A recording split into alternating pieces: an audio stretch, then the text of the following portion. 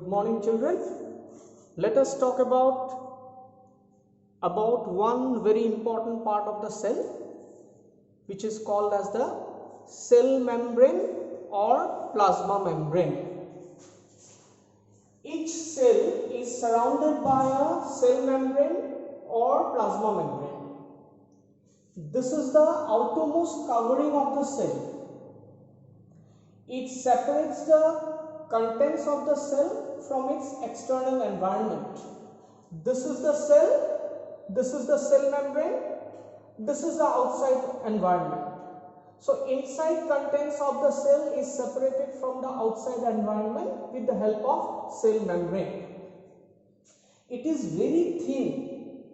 How much thin it is? For example, if 5,000 plasma membranes are arranged one upon another, the thickness will be equal to thickness of one page of a notebook. So if you assemble 5,000 plasma membranes one upon the other, pile it up, total thickness will be equivalent to the thickness of one page of a notebook. So you can very well understand what will be the thickness of the plasma membrane. It's very thin, extremely thin.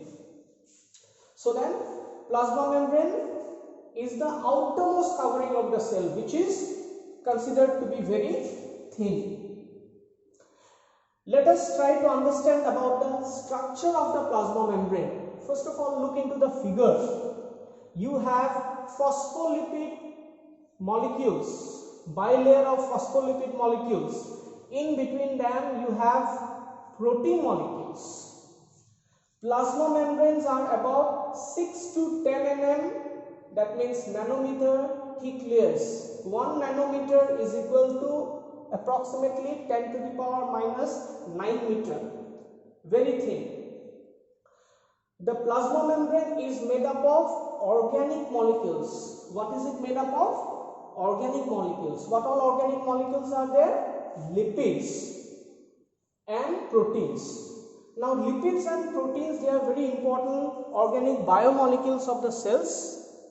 Within lipids, what all types of substances you have? You have fats, you have oil, you have waxes. These all belong to the category of lipids and proteins. So these are mainly composed of phospholipid bilayers. That means the lipid molecules, they exist as phospholipid bilayers. Phospholipid, that means what? The lipid molecules associated with phosphate groups. Like that, two layers are there. This is one layer, this is the second layer. Bilayer of lipid molecules and associated proteins. In between them, you are having the protein molecules. Next, it is flexible. Why is it so? This is because of spaces present between the lipid molecules called pores. There are some spaces present between the lipid molecules. These spaces, they are called as the pores. If you go into the second figure, you will understand it in a better way. You are having bilayer of lipid molecules. This is the bilayer of lipid molecules. One layer of lipid molecule, one layer of lipid molecules. In fact, these are phospholipid bilayers. In between them, you have the protein molecules here. These are the protein molecules. And in between the lipid molecules, you have got some spaces. These spaces are called as the pores. This is what we understand about the structure of the plasma membrane. Two layers of phospholipid molecules are there. In between them, you have protein molecules. And in between the lipid molecules, you have got spaces. Those spaces are called as pores. After having understood the structure, let us try to understand the function. Functions of cell membrane.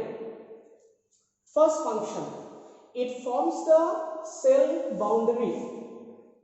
It gives definite shape and maintains the individuality of the cell. It forms the boundary of the cell. It gives shape to the cell and maintains the individuality of the cell. You are able to identify a cell. Cell membrane protects the cell contents from external injury and other contaminants. Any external injury or any poisonous substances, they are being protected because of the cell membrane. Third important thing, very important, cell membrane is selectively permeable. That means what? It allows only certain substances or only certain types of substances. Which type of substances? Small molecules to pass through it. It will allow only small molecules to pass through it, while it prevents others. Which one will be prevented? The larger group of molecules will be prevented. That means smaller molecules will be allowed to pass through and bigger size molecules or larger size molecules will not be allowed to pass through. This is why we call it as selectively permeable membrane. Now this selective permeability, how it is possible? Because of the pores present between the lipid molecules. Already I have told you earlier in my previous slide, there are some pores present in between the lipid molecules. Because of these pores present in between the lipid molecules, selective permeability is possible. Therefore, the cell membranes are able to regulate the movement of molecules in and out of the cell. Which group of molecules will come inside, which group of molecules will go out of the cell, all these are getting regulated by the cell membrane because of its structure mainly. So structure of the cell membrane is always associated with its function. Which function am I talking about? The semi-permeable nature. Cell membrane is selectively permeable. So that function is basically decided by the structure of the cell membrane, which we have already discussed. Now let us understand how the movement of substances takes place into the cell. We have already said across the cell membrane certain substances will move into the cell, and certain substances, how do certain substances move out of the cell? That means what we are going to understand here, we are going to understand here the processes governing the movement of substances into the cell and out of the cell. Basically we are having four processes. One is diffusion. This process of diffusion basically involves the gaseous exchange in and out of the gases. Next, osmosis. It involves in and out of water molecules. We talk about water molecules with respect to osmosis. Third process is active transport. This is slightly different from the other two. Here it involves movement of ions like sodium or other molecules like glucose in the direction opposite to that of diffusion. Whatever is the direction followed in diffusion, exactly opposite direction is followed in active transport.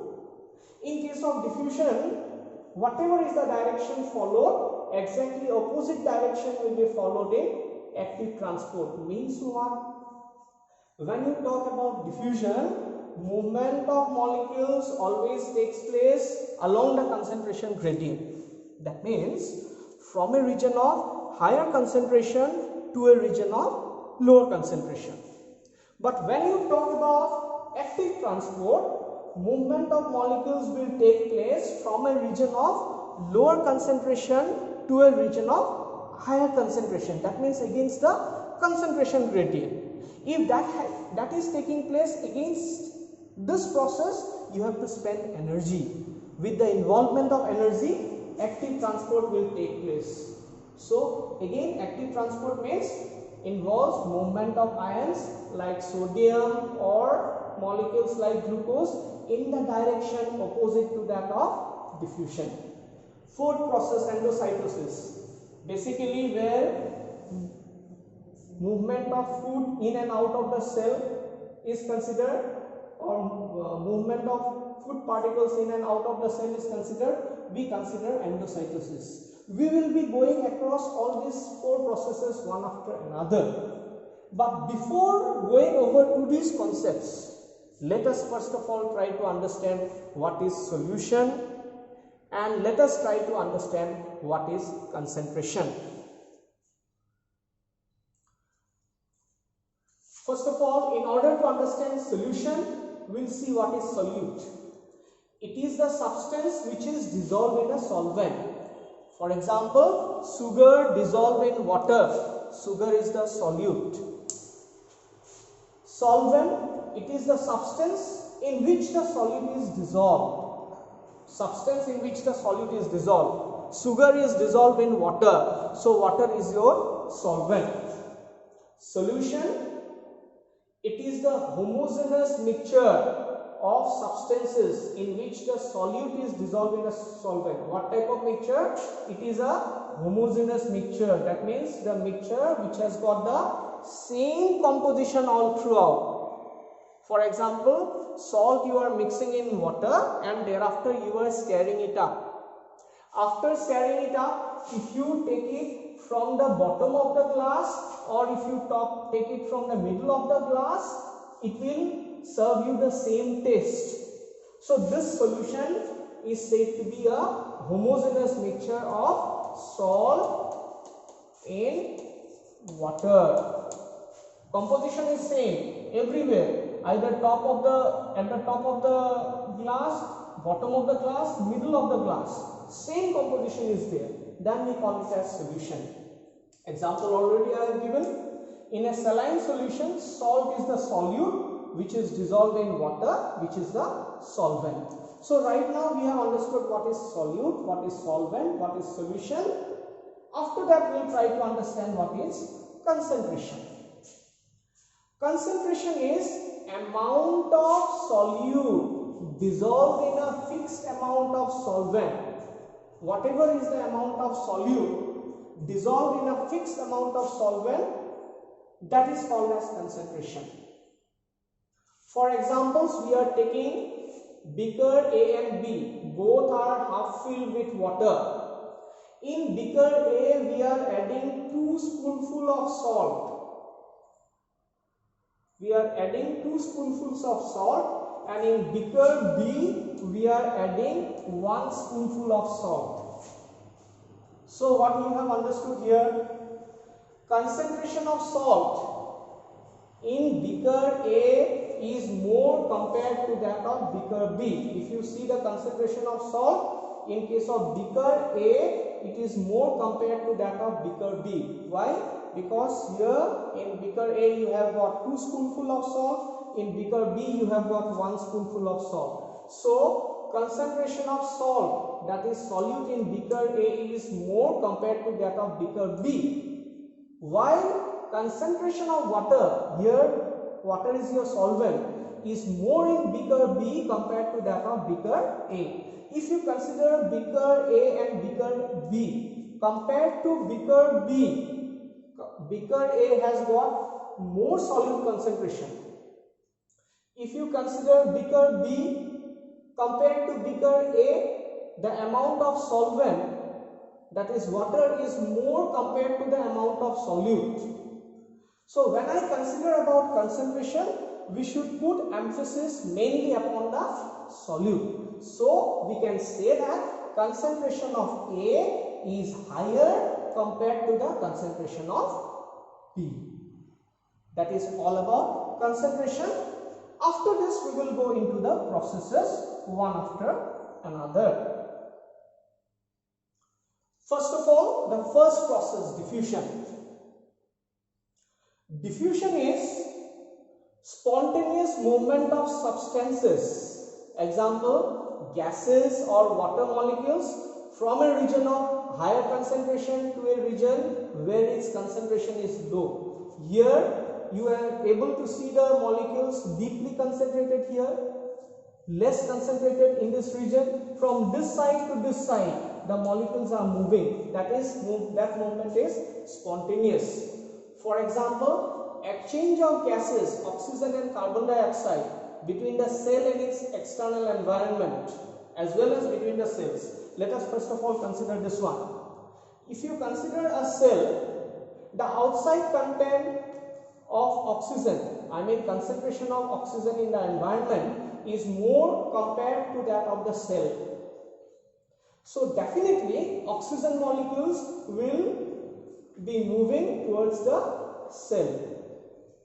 Exactly in a different way, carbon dioxide concentration becomes higher as a result of respiration.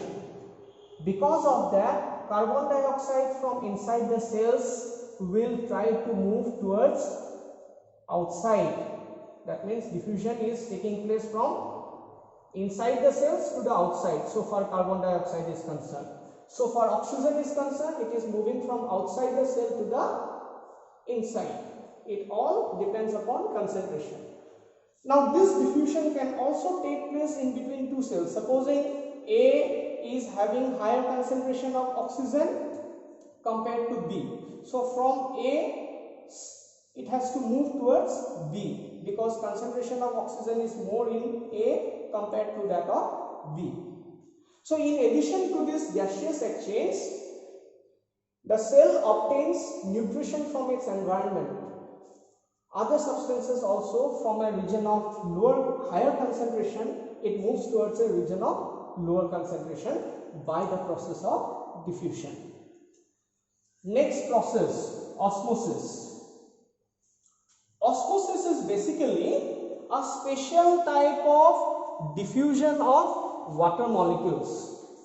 Water, you know, it obeys the laws of diffusion. That means water molecules move from a region of higher water concentration to a region of lower water concentration. The movement of water molecules through a selectively permeable membrane is called osmosis. Wherever osmosis is there, selectively permeable membrane has to be there. So movement of water molecules through a selectively permeable membrane is called osmosis. Movement of water molecules from a region of high water concentration to a region of low water concentration through a semi-permeable membrane. I repeat once again, movement of water molecules from a region of high water concentration to a region of low water concentration through a semi-permeable membrane. Now here in this figure you consider this is one semi-permeable membrane. On left hand side you have concentrated sugar solution. That means amount of water molecules amount of water molecules less, amount of sugar molecules more. You consider about dilute sugar solution, amount of sugar molecules less, amount of water molecules more. So if you consider these two solutions, concentrated sugar solution and dilute sugar solution, amount of water is more in the dilute sugar solution. So from dilute sugar solution, water molecules will be moving towards the concentrated sugar solution across the semi-permeable membrane, and this is called as osmosis. So as a result of osmosis, what is happening? More water is drawn into the concentrated solution. So level is rising in the concentrated solution. Now the thing is, the movement of substances across the plasma membrane. Here in this case, what is our substance? Our substance is water. Is affected by the amount of substances dissolved in the water. The question is, why from dilute sugar solution water molecules move towards the concentrated sugar solution? The reason is that amount of solute present in the concentrated sugar solution is more compared to the amount of solute, that is sugar molecules, present in the dilute sugar solution. That is why the movement took place in that direction, and that is why this point is said like this: the movement of substances across the plasma membrane is affected by the amount of substances dissolved in water. Now this particular process of osmosis, which is a special type of diffusion of water molecules, has got some advantages.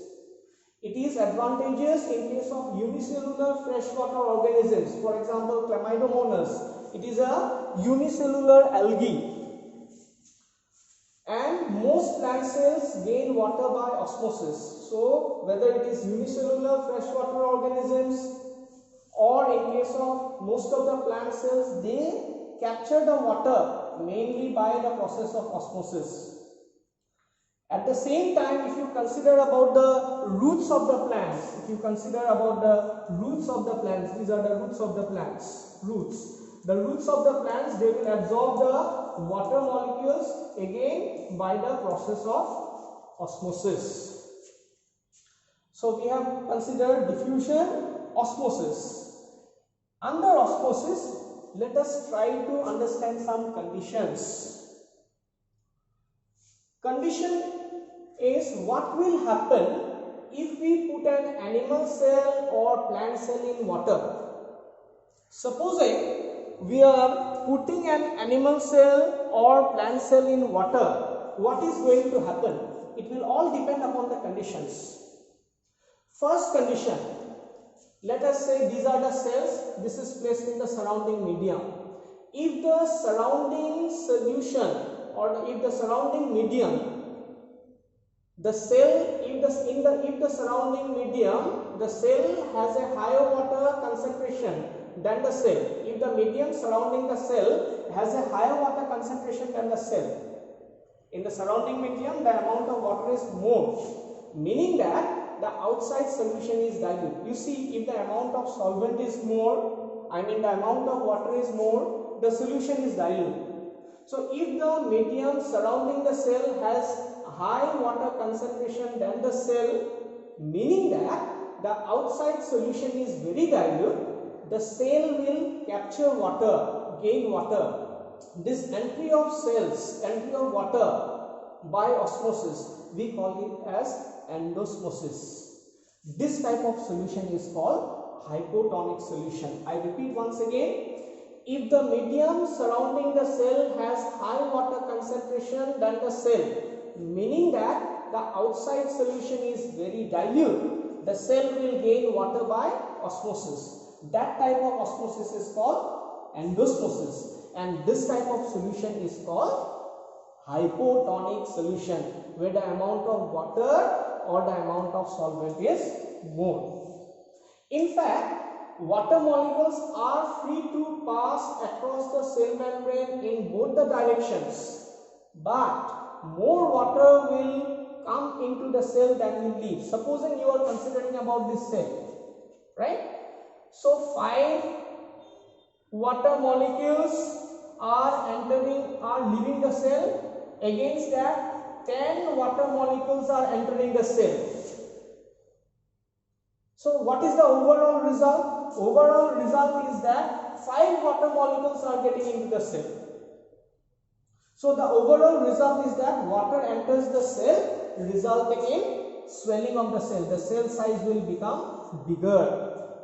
I repeat once again, water molecules are free to pass across the cell membrane in both the directions, but more water will come into the cell than will leave. That means compared to the amount of water entering the cell, the amount of water leaving the cell is lesser in case of hypotonic solution. So what is the overall result? Overall result is that water is entering the cell. So if the water enters the cell will bulge out or the cell will swell up. That is about the first condition. Let us go to the second condition. If the medium has exactly the same water concentration as the cell, if the concentration of water molecules inside the cell and concentration of water molecules outside the cell is same, there will be no net movement of water across the cell membrane. That means no water will enter, no water will go out. Such a solution is called isotonic solution. That means it is like this. You have a cell, 5 water molecules are entering the cell and 5 water molecules are leaving the cell. So 5 is entering, 5 is leaving. The net result is 0. That means net movement of water molecules across the cell will be 0. This type of solution is called isotonic solution, which has got the same concentration of water molecules as that of the cell. Water crosses the cell membrane in both the directions, but the amount of water molecules going in is the same as that of the amount going out. So there is no overall movement of water, and hence if there is no overall movement of water, the cell will remain the same size. That is condition 2. Condition 3. If the medium has a lower concentration of water than the cell, that means if the surrounding medium, the water concentration is lesser compared to that of the cell, meaning that it is a very highly concentrated solution. If the amount of water molecules is lesser, that means solute molecules are higher, so concentration of the medium is higher. The cell will lose water by osmosis. So where is the water molecules more? Here water molecules will be more inside the cells. So water will leave the cell into the outside. That type of osmosis is called exosmosis. Such a cell is called hypertonic solution. I repeat once again, if the medium has a lower concentration of water than the cell, meaning that it is a very concentrated solution, the cell will lose water by osmosis. That we call it as exosmosis. Osmosis towards outside, exosmosis. Such a solution is called hypertonic solution. What do we call the solution as? Hypertonic solution. Here water crosses the cell membrane in both the directions, but this time more water leaves the cell than enters it. Therefore the cell will shrink. So if the water is leaving the cell, what will happen to the cell? The cell is going to shrink. Size of the cell will become smaller. So till now I have told you about diffusion, I have told you about osmosis, and I have told you about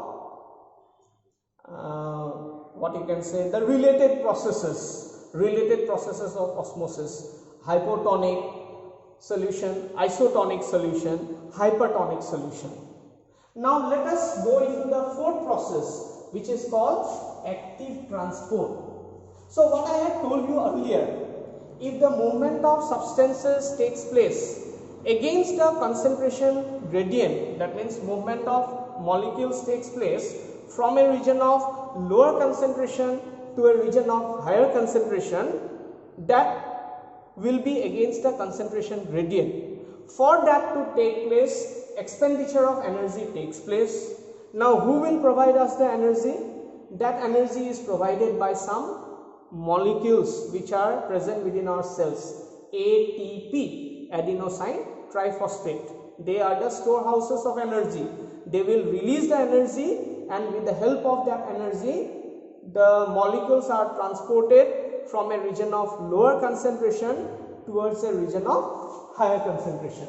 So let us read the slide. It is the movement of molecules across a membrane from a region of lower concentration to a region of higher concentration against the concentration gradient. For this purpose, energy is required. So where will the energy come from? The energy is coming from the cell. Mainly the energy is stored in the form of ATP, adenosine triphosphate. Adenosine triphosphate. This is the storehouse of energy. This is called ATP. So here you see the molecules, they are lesser in concentration this side, more in concentration this side, but in spite of that, against the concentration gradient, these molecules are coming to this side with the expenditure of ATP, that is adenosine triphosphate. So this is the third process we have considered. We are into the last process, that is there, endocytosis. This is another functioning of the cell membrane. Mainly because of this process, engulfing of food particles takes place as in case of amoeba. This is mainly possible because of flexibility of the cell membrane, which we have already discussed in the structure. The flexibility of the cell membrane also enables the cell to engulf in food and other materials from its external environment. For example, acquiring of food by amoeba. Food is there, so you have the cell membrane. Because of its flexible nature, the food vacuole is accordingly formed. The food is getting trapped here. The food will get digested, and that is how the process gets completed. That is all about endocytosis. So children, in today's class, basically we talked about the cell membrane. We talked about the structure of the cell membrane.